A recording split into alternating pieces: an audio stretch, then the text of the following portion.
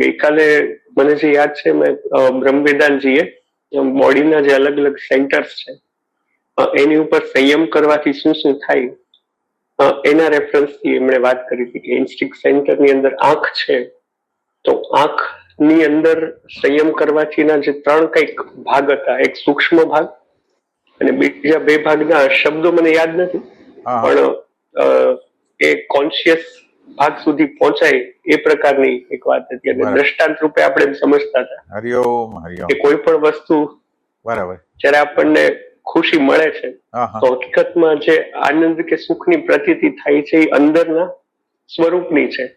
આપણને એવું ભ્રમણા થાય છે કે વિષયમાંથી આનંદ મળે છે.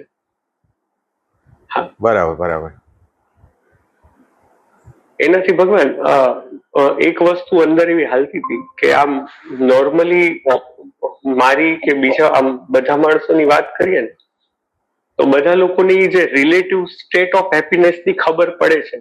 એટલે દાખલા તરીકે વર્લ્ડ કપ ભારતની મેચ જીતી જાય તો એ સમયે ટીમ છે, પછી જેટલા લોકો માટે વેલ્યુએશન છે, એટલે બધા લોકોની આંખમાં આંસુ આવે, ખુશી થાય.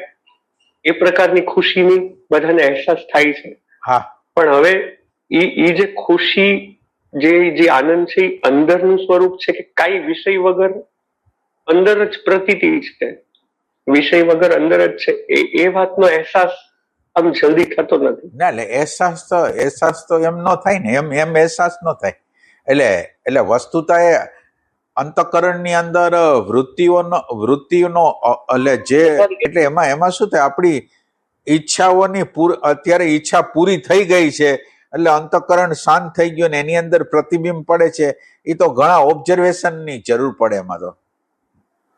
હા, એટલે એ પ્રકારની ઓબ્ઝર્વેશન પ્લસ જ્ઞાનની સમજની જરૂર પડે કે કોઈ પણ ખુશી છે એ જળ વસ્તુમાંથી ના આવી શકે. ખુશી છે જળ વસ્તુમાંથી કેવી રીતે આવી શકે? તો પછી તો આપણી મેમરીમાંથી, આપણી જે મેમરી છે એ જડ છે, એમાંથી ક્યાંથી આવે? એટલે ઈ એક નિશ્ચય કરવાની જરૂર છે કે આપણો કોઈ આનંદ હોય, કોઈ બ્યુટી હોય, પ્રેમ હોય, શાંતિ હોય, આનંદ હોય, એ જડ વસ્તુનો ધર્મ જ નથી. એમ એ ટાઈપની વસ્તુ. બહાર જે સમાજના રંગરૂપ છે એ આપણને ખેંચશે. દાગીના છે, કપડા લત્તા છે, એની ડિઝાઇનો છે, પણ એ બધું છે એક્વાયર્ડ છે. એક્વાયર્ડ એટલે કન્ડિશન, કે એક ફેશન ચાલે તો એ ફેશન ની અંદર આપણને ગમવા માંડે. પણ જેને સાધનામાં જવું છે, ગહેરાઈમાં, એને આને એક બાજુ મૂકી દેવું પડે અને પ્રકૃતિના સાનિધ્યની અંદર કયું ફૂલ છે, કયું પાંદડું છે, કયો આકાશ છે, કયું વાતાવરણ છે, આકાશની અંદર વાદળાઓ હોય, સૂર્યચંદ્ર તારા ઉગતા આથમતા હોય, ગમે તેવું દ્રશ્ય, પણ અમુક દ્રશ્ય છે એ આપણને ખેંચે છે, અમુક દ્રશ્ય મનમાં જડાઈ જાય. આવી જયારે સ્થિતિ આવે ત્યારે એને ધ્યાનનો વિષય બનાવી દેવો. એ પ્રવૃત્તિ આલોક ન્યાસાત, એ ધ્યાનનો વિષય બનાવી અને તરત જ એને અંદરના જગતની ડાયરેક્ટ કરવું. અને અંદરના જગતની ડાયરેક્ટ કરીએ છીએ ત્યારે ઇન્સ્ટિંક્ટ સેન્ટર ની આખી અંદરની જે પ્રવૃત્તિ છે એ આપણા ખ્યાલમાં આવે. 5-4-92 સૂત્ર 26. ભગવાન આમાં શું? હા, જો બોલો. ભગવાન આ વસ્તુને હું એક બે ઓલાથી સમજવા માંગુ છું. જેમ કે અત્યારે જયારે મારો આ વિડીયો ચાલુ થયો અને મેં તમને જોયા, હવે તમને જોયા અને એમાં તમે જે ટી શર્ટ પહેર્યું છે એટલે એ જોઈને અંદરથી એટલે એટેન્શન એ બાજુ ગયું અને અંદરથી એક ભાવ ઉભો થયો કે આ ટી શર્ટની ડિઝાઇન બહુ મસ્ત છે અથવા તો મને સરસ લાગે છે. એટલે આ એટેન્શન ત્યાં ગયું અને આની ખ્યાલ આવ્યો. પણ હવે આમાં જે બ્રહ્મવેદાંતજી જે પ્રોસેસની વાત કરે છે કે તરત જ એને ધ્યાનનો વિષય બનાવવો. ના, એટલે એમ નથી કહેતા. એટલે એમાં તો ના, એટલે એટલે એમાં એક્વાયર અને પ્રાકૃતિક બે અલગ છે. એટલે દાખલા તરીકે આ બને કે તમારા એક્વાયર વિભાગ એટલે પર્સનાલિટીનો અથવા કન્ડિશનિંગ માઇન્ડનો વિભાગ હોય, અને આ તો કોક વખત એવું હોય કે સૂર્ય અસ્ત થતો હોય અને તમારાથી એવું જોવાઈ ગયું હોય, કંઈક એવી પલ આવી ગઈ હોય કે એ દ્રશ્ય તમારી અંદર જડાઈ જાય, તો એને તમે ધ્યાનનો વિષય બનાવો એમ કે છે. એટલે આ કોઈ વસ્તુ બની ગઈ હોય તો અત્યારે તો આપણને જે કલરો ગમે છે કે બીજું છે એ આપણને હિપ્નોટિઝમ છે. અમુક પ્રકારના આપણે કપડા, અમુક પ્રકારના વાળ, અમુક પ્રકારની દાઢી આપણે બધું રાખીએ છીએ એટલે આપણું આમાં કઈ છે નહીં, બધું હિપ્નોટિઝમ છે એમ. બરાબર. એટલે હજી એક વાત ભગવાન, હા બોલો. આજથી 2 વર્ષ પહેલા હું જુનાગઢ ગયો હતો, હું અને મારા વાઈફ. હવે ત્યાં આગળ જયારે અમે તળેટીએથી નીકળતા હતા તો ત્યાં આગળ એક નાની છોકરી બેઠી હતી, એનું નામ નંદુ હતું. અને નંદુ બેઠી બેઠી જાંબુ વેચતી હતી. એટલે થોડીક વાર એની યાર વાત થઈ તો એ કે પપ્પા જાંબુ તોડવા ગયા છે એમ. અને એણે જે જાંબુ આપેલા એટલે છોકરી, એટલે જે આ જડાઈ જવાની વાત છે ને કે એના જાંબુમાંથી મળેલો સ્વાદ, અને એક છોકરી એટલે આજે ક્યારેક રસ્તામાંથી જાંબુ ખાઈએ કે આ એટલે મગજમાં તરત જ ઓલી સ્મૃતિ આવે કે નંદુના જે જાંબુ હતા ને એવા નથી. બરાબર. નંદુના જે ઓલા એટલે, અને એ જે આખો સીન છે ને, એ જે જગ્યાએ જે રીતે બેઠી હતી, લીધા હતા, ખાધા હતા, અને એનો સ્વાદ, જેમ કે હું અત્યારે તમને વાત કરું છું ને તોય તે આખી વસ્તુ અંદર વિઝ્યુઅલાઇઝ થાય છે કે આવું હતું, આ પ્રકારના એના વાળ હતા. તો આ પ્રકારની કોઈ ઘટના છે, અને આવી અમુક જ બનેલી હોય છે કે જે અંદર એમ થઈ જાય કે ઓલું એટલે એ આમ અલગ હતું એમ. તો એને ધ્યાનનો વિષય બનાવવાની એ રીતે વાત કરે છે. એટલે એ તમને મજા આવી હતી, એટલે ખુશી થઈ હતી, એટલે આ પ્રસંગની અંદર તમારી અનકોન્શિયસ પ્રેઝન્સ થઈ ગઈ છે. આ જયારે આ પ્રસંગ બન્યો ને ત્યારે અનકોન્શિયસ પ્રેઝન્સ થઈ ગઈ છે, અને ઈ અનકોન્શિયસ પ્રેઝન્સ તમારા મગજની અંદર જડાઈ ગઈ છે. બરાબર. એટલે તમે બનાવી શકો. તમને જો ખુશી થતી હોય તો કોઈ પણ પ્રસંગો જે બન્યા હોય ને જે આપણને ખુશી આપતા હોય તો આપણી અંદર જે ખુશીનો એક વાઇબ્રેશન છે એવા વાઇબ્રેશનો બનવા માંડે, આપણી અંદર ખુશીના વાઇબ્રેશનો બનવા માંડે, ફરીથી એ અવસ્થામાં આવી જાય. તો ઈ શરૂઆતની ભૂમિકામાં આનો પ્રયોગ કરી શકાય એમ, આવા પ્રયોગો કરી શકાય. બરાબર. હા. એટલે એ સારું કહેવાય કે અનકોન્શિયસ મેમરી બહુ પાવરફુલ રહી ગઈ એમ.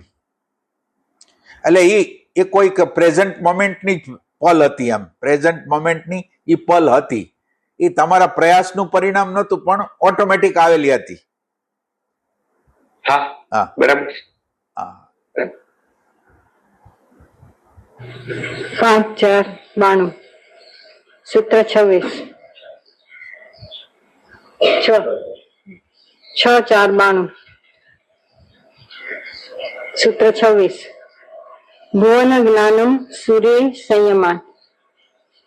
By performing Sanyam on the sun, the knowledge of the solar system is gained. ભુવન જ્ઞાનમ સૂર્ય સંયમાત. સૂર્ય ઉપર સંયમ થવાથી ભુવનનું જ્ઞાન થાય છે. ચિત્તના પ્રદેશમાં સંયમની યાત્રા ધીરે ધીરે વધુ ને વધુ સૂક્ષ્મ થતી જાય છે. કાળ, પરિણામ, ક્રમ, સંસ્કાર, કર્મ એ બધા ઉપર સંયમ થતો આવતો હોય. Thinking centre, higher thinking centre, જ્ઞાનનો પ્રદેશ સંયમના દ્વારા ખેડાતો જતો હોય. એની સાથે સાથે ભાવનો પ્રદેશ, મૈત્રી, મુદિતા, કરુણા, ઉપેક્ષા, એની સાથે ક્રિયા શક્તિનો પ્રદેશ, moving centre, thinking centre, emotion centre, moving centre, પછી જે વાત આવી જ્ઞાનેન્દ્રિયની ઇન્સ્ટિંક્ટ સેન્ટરની, આજે જે વાત આવે છે એ સેક્સ સેન્ટરની છે. સૂર્ય જેના દ્વારા બધું ઉત્પન્ન થઈ રહ્યું છે, એ સત્તા, એ શક્તિ, આપણે જેને સૂર્ય કહીએ છીએ એ બહાર દેખાતો અગ્નિનો ગોળો છે. પણ કુદરતની અંદર ઉર્જા, સત્તા છે, એ જુદા જુદા ફંક્શન, જુદા જુદા કાર્ય કરી રહી છે. વ્યવહારના જગતમાં આપણે એને નામ આપીએ, સૂર્ય, ચંદ્ર, તારા, પૃથ્વી, વનસ્પતિ, એ આપણે વ્યવહારિક સુવિધાને માટે. કુદરતની અંદર ક્યાંય પણ નામ નથી. કુદરતની અંદર ક્રિયા છે, અને ક્રિયાઓ કુદરતમાં જે થઈ રહી છે એ બહુ અદ્ભુત અને રહસ્યમય થઈ રહી છે.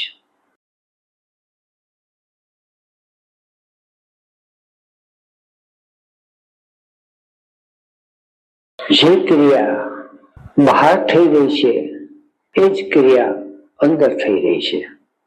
જેમ કે બધાના શરીર છે, તો બધાના શરીરના નામ જુદા હોય, બધાના શરીરના રંગરૂપ આકાર જુદા હોય, પણ બધાના શરીરમાં ક્રિયા તો એક સરખી થઈ રહી છે. બધાના શરીર, માનવ શરીર છે તો બધાના શરીર ગર્ભની અંદર 9-10 મહિના જે રહે, જે કાળે યુવાવસ્થા આવે, જે કાળે વૃદ્ધાવસ્થા આવે, આ બધી ક્રિયાઓ છે શરીરની. તો માનવ શરીરની ક્રિયા અમુક રીતે થાય, પશુના શરીરની ક્રિયાઓ અમુક રીતે થાય, પક્ષીઓના, જીવજંતુઓના શરીરની ક્રિયાઓ અમુક રીતે થાય. તો માત્ર માનવ શરીરની ઉપર પણ જે બધા શરીરો છે, અમુક શરીરો છે સૂક્ષ્મ સ્તર ઉપર છે, અમુક જે છે એ બહારના જગતની અંદર વિરાટના સ્વરૂપે છે. જેમ કે શરીરનો જન્મ થાય છે, તો એવી રીતે પૃથ્વીનો પણ જન્મ થાય છે.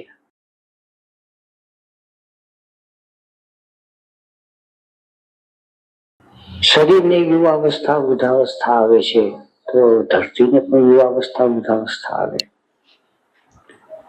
તો એવી રીતે ગ્રહો માળાઓને પણ જન્મ થાય અને એનો પણ વિનાશ થાય. અને એ ક્રમ ચાલ્યા જ કરે છે. માણસનું પિંડ એ બહાર બ્રહ્માંડમાં જે કંઈ થઈ રહ્યું છે એની જ પ્રતિકૃતિ છે. અને એ પ્રતિકૃતિને ઓળખવી એ થોડુંક ગહેરું રહસ્યમય છે.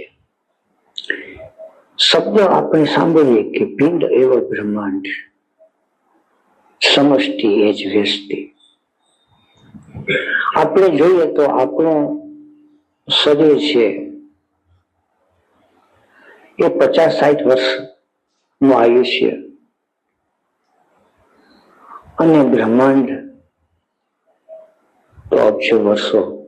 પિંડ અને બ્રહ્માંડનું કઈ મેળ ન બેસે એવું આપણને લાગે. પણ પિંડ અને બ્રહ્માંડ ની અંદર જે ફંક્શન છે, જે લોસ છે, જે ક્રિયાઓ છે, જે નિયમો છે, એ નિયમો એક સરખા છે. બીજમાંથી ઝાડ થાય તો એ નિયમ વનસ્પતિને લાગુ પડે. તો શું કે છે આટલામાં? ભગવાન અલગ અલગ સેન્ટરોમાંથી હવે સંયમ સેન્ટર ઉપર કરવાની વાત કરે છે, અને એમાં એક એવો સંદર્ભ સમજાવવાની ટ્રાય કરે છે કે મનુષ્યના જેટલા પણ શરીરો છે એ શરીરોની અંદર બધા જ નિયમો જે રીતે છે એ જ રીતે બધા જે બ્રહ્માંડ છે નિયમો છે એ સરખા છે. પણ એ સમજવું કેવી રીતે એને લઈને અત્યારે વાત પિંડે કે બ્રહ્માંડ. અત્યારે પોઈન્ટ શેના ઉપર હતો? શેના ઉપર સંયમ કરવાનો હતો? સૂર્ય ઉપર સંયમ કરવાનો વાત હતી. અને આ સૂર્યના સંયમ કરવામાંથી પછી પછી હવે એને ક્રિયાની વાત કરી કે ક્રિયા એટલે પ્રકૃતિની અંદર નામ નથી હોતું, ક્રિયા હોય છે. પછી હવે માનો કે માનવ જાત છે તો માનવ જાતની અંદર બોડી અલગ અલગ હોય, પણ એની પ્રોસેસ, અંદરની ક્રિયાની પ્રોસેસ એક સરખી હોય.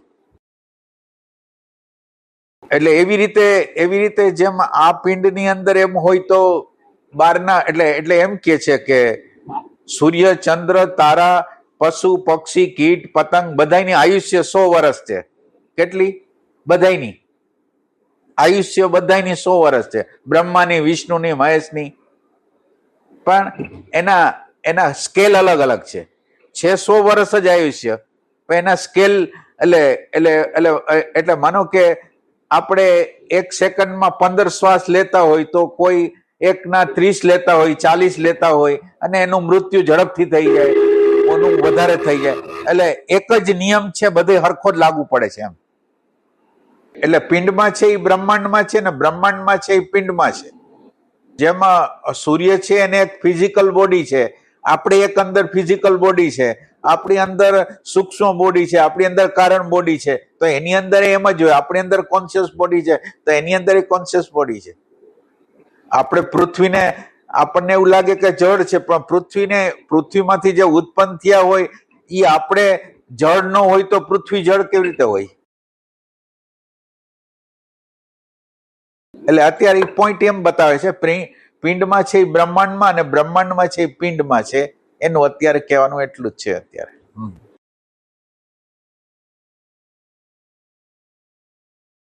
બીજમાંથી ઝાડ થાય તો એ નિયમ વનસ્પતિને લાગુ પડે, તો એ નિયમ પશુ પક્ષીને લાગુ પડે, એ નિયમ માણસને લાગુ પડે, અને એ નિયમ સર્વત્ર લાગુ પડે.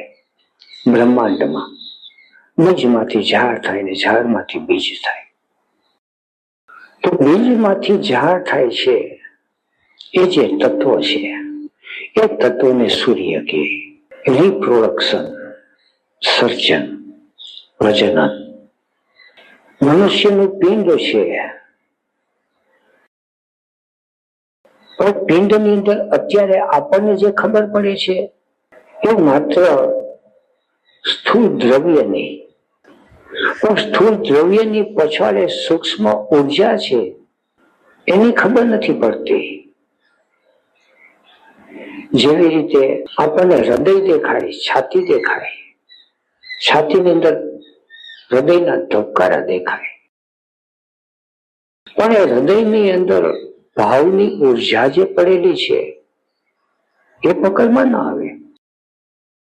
આ હૃદયની અંદર કેટલી લાગણી છે, કેટલો પ્રેમ છે, તો એ જે પકડમાં આવે છે એ તો ચિત્તના પ્રદેશમાં પકડમાં આવે. એ ઇન્દ્રિયના પ્રદેશમાં એ પકડમાં નહીં આવે. એવી જ રીતે બ્રેઇન છે, મગજ છે, તો મગજ છે એના ફોટા પાડી શકે, એના એક્સરે લઈ શકે, અથવા તો એના સૂક્ષ્મ ઇલેક્ટ્રોડ લગાવીને એની નાની મોટી ગતિવિધિઓ જાણી શકે. પણ એ મગજની અંદર બુદ્ધિ કેટલી છે, એની અંદર સ્મૃતિ કેટલી છે એ પકડમાં ના આવે. એ છે ચિત્તનો વિષય. તો મગજની અંદર રહેલી બુદ્ધિ શક્તિ, હૃદયમાં રહેલી ભાવ શક્તિ, એવી જ રીતે મૂવિંગ સેન્ટર છે જેને આપણે કર્મેન્દ્રિય કહીએ, હાથ, પગ, વાણી, જીભ, લિંગ, ગુદા. પણ બહાર એના પરિણામો દેખાય. હાથ કોઈ રસોઈ પાણી કરે કે સિતાર વગાડે, પણ સિતાર વગાડવાની કળા હાથની અંદર કેટલી પડી છે, કારીગરી કેટલી પડી છે, શક્તિ કેટલી છે, તો એ બહાર પકડમાં ના આવે. એ વિષય છે ચિત્તનો વિષય. એવી રીતે આંખ છે, કાન છે, એ 5 જ્ઞાનેન્દ્રિય છે. તો વિજ્ઞાન છે કે ડોક્ટર છે એ આંખને તપાસી લે, આંખ કેવા રંગને પ્રતિ સંવેદનશીલ છે એટલું થોડું ઘણું એ તપાસી લે. પણ આંખની અંદર પરખ શક્તિ કેટલી છે, આંખની અંદર કલા શક્તિ કેટલી છે, એને સૌંદર્યનો બોધ કેટલો છે, રૂપનું અને આકારનું જ્ઞાન કેટલું છે આંખની અંદર અથવા કાનની અંદર, એને શોધ જ્ઞાન કેટલું છે એ વિજ્ઞાનની પકડમાં ના આવે. કાન સાંભળી શકે કે ન સાંભળી શકે એટલું એ એના મશીન દ્વારા કહી શકે. પણ આ જે વિષય છે એ વિષય છે એ ચિત્તનો વિષય છે. એવી જ રીતે રિપ્રોડક્ટિવ સિસ્ટમ, પ્રજનન તંત્ર, મનુષ્યનું શરીર છે, ઇન્સ્ટિંક્ટ, મૂવિંગ, ઇમોશન અને થિંકિંગ એ ચારેય છે એ વ્યવહારમાં એનો ઉપયોગ કરે. પણ શરીર છે એ તો કાળક્રમે આધીન થઈ જાય તો એ શરીર છે બીજા શરીરને પાછા ઉત્પન્ન કરતું જાય. એ શક્તિ અને એ સત્તા કઈ? તો એ શક્તિ અને એ સત્તા છે જેને યોગ સૂત્રમાં સૂર્ય કહે છે. પણ સૂર્ય છે શું કહે છે આમાં? સૂર્ય કોને કહે છે? એટલે માણસની અંદર જે બીજા વ્યક્તિને જન્મ આપવાની જે કેપેસિટી છે એને એમણે સૂર્યની ઉર્જા ની વાત કરી. દિવ્યાંગભાઈ ને કઈ કેવું છે? એમ કેવા માંગતા હતા કે આ જે સ્થૂળ શરીર છે હા, પણ એની પાછળ સૂક્ષ્મ ઉર્જા કામ કરે છે. બરાબર. એ સૂક્ષ્મ ઉર્જા છે એ ચિત્ત દ્વારા પકડમાં આવે છે. બરાબર.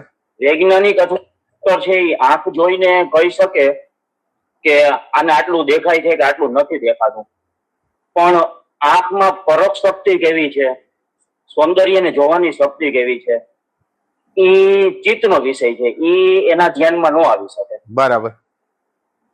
એવી રીતે કાનની વાત કરી કે કાન સાંભળી શકે છે કે નથી સાંભળી શકતું એટલી ખબર પડે. બરાબર. એટલે ટૂંકમાં સૂક્ષ્મ ઉર્જા જે ચિત્ત પકડે છે એની વાત કહેવા માંગે છે બ્રહ્મવેદાંત. એટલે ઇન્દ્રિયો દ્વારા જે પકડાય છે સ્થૂલ, એના સિવાયનું સૂક્ષ્મ વસ્તુઓ છે. એટલે એને એમ કીધું કે હૃદયના ધબકારા આ ગણી અગાય, પણ હૃદયના ધબકારાની અંદર એની અંદર કેટલો ભાવ છે એ તો ચિત્ત પ્રદેશ સિવાય કોઈ જાણી શકશે નહીં.